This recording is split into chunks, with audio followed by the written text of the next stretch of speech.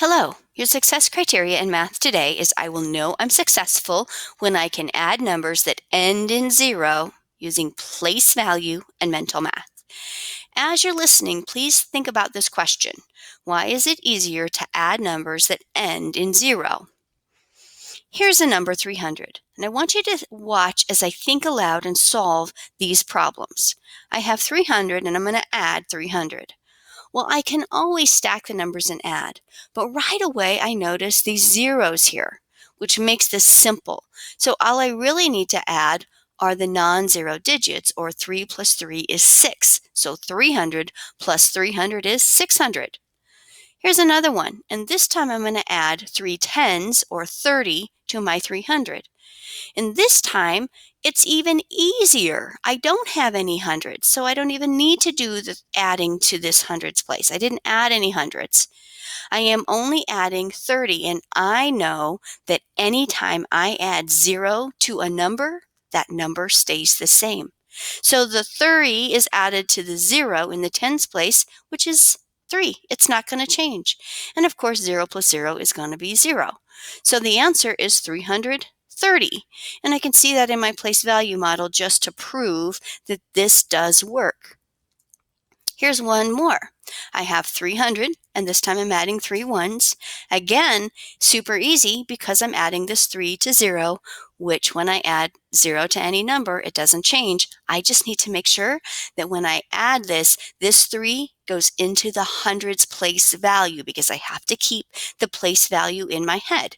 So 300 plus 3 is 303. Simple enough. Here's one that's just a little more tricky, but I think what you'll find is it's really easy. I have 300, and I'm going to add 1, 2, 300, 3 tens, 33. I'm going to add 333.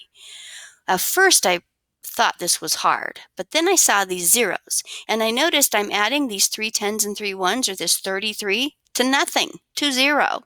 And I know when I add to 0, it doesn't change. So the only thing that will change is my hundreds place, and I know 3 plus 3 is 6. So 300 plus 333 is 633. Wow, this is easy. Now, since these are so easy to do mentally, I'm going to go ahead and solve them horizontally. Listen as I solve these. I have 400 plus 200, and I know the zeros make this easy. They don't change anything. So all I need to focus on is the hundredth place. 400 plus 200 is 6. 4 plus 2 is 6, so 400 plus 200 is 600. And 4 plus, oh, wait a minute. I can't add that 2. That 2 is not in the hundreds place. Be careful. Think about place value. 4 is in the hundreds place, and I don't have any hundreds here. So I need to be thinking these zeros are in the tens and the ones place. And when this is in the tens place, this 2, and this is in the ones place. So when I add it, I'm just going to make sure that I add it to the correct place value. So in this case, 4 plus 0 is 4. 0 plus 2, of course, is 2, and 0 plus 0 is 0. So it's easy. It's 420. Well, that's easy. Now this one has to be easy. 400, I have to be careful I don't add this 2 to the hundreds. I have to keep the place value of this 2. So it's going to be 400, and I'm going to keep it in this place value. 0 plus 2 is 2, 402. Here's another one, and this one's a little harder because this number has no zeros. Oh, but this one does, so it's easy.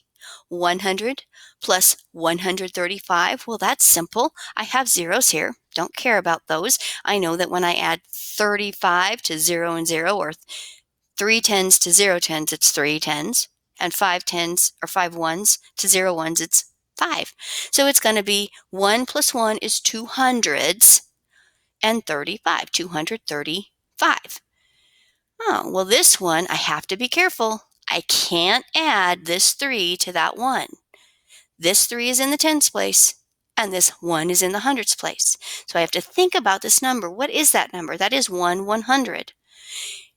1 100 flat plus 3 tens rods and 5 ones. Well, of course, that's going to be 100 plus my 3 tens and 5 ones, because I'm adding those to 0, is 135. And Again, think about place value. Cannot add the 1 to the 5. I have to keep the place value of this 5, which is in the ones place. And so I'm looking over here, and I have a 0. So this will be 0 plus 5, which I know is 5. So 100 plus 5 is 105. Here's one last word problem. When I solve this, I'm going to be thinking in my head about groups, because I know that a 10 rod is groups of 10 ones, and a 100 rod is groups of 100 ones. So I'm going to keep that in my head as I solve this. Some students are participating in field day games. There are 6 teams with 10 students each and 4 teams with 100 students. There are 7 students left over. How many students are there in all? I need to answer the question. How many students are in all? I have to be careful and think about what's happening in my problem. I can't just, because this says in all, grab all my numbers and add them. Because this said there are 6 teams with 10 students each. I'm going to draw a picture. I have to see this written out. And there are 4 teams with 100 students each. I think I'm going to start with the big numbers because I always add my hundreds in a place value model first. So I'm going to think about that.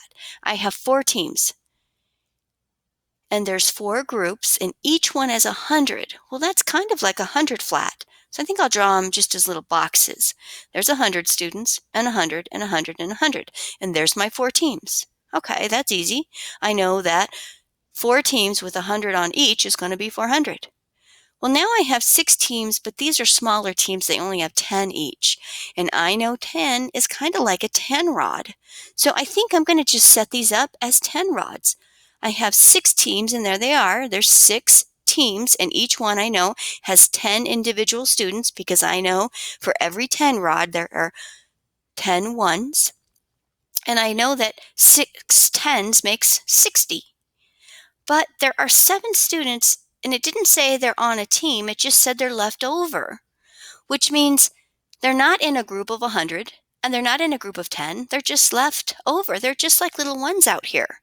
And I need to make sure to put them in the ones place. Notice how I lined up my place values. Now, I could add these vertically, but we just learned how easy it is to add with zeros. I have 4 100s, 6 10s, and 7 ones. 467. Of course, there's 467 students in all. It's your turn. I'd like for you to complete the next few slides. Watch the extra videos if needed. Then please complete the practice pages in Seesaw. You will need to use your label tool to do this. Then I'd like you to go to I Know It and complete one assignment. Please have fun, and do not forget to reach out if you have any questions.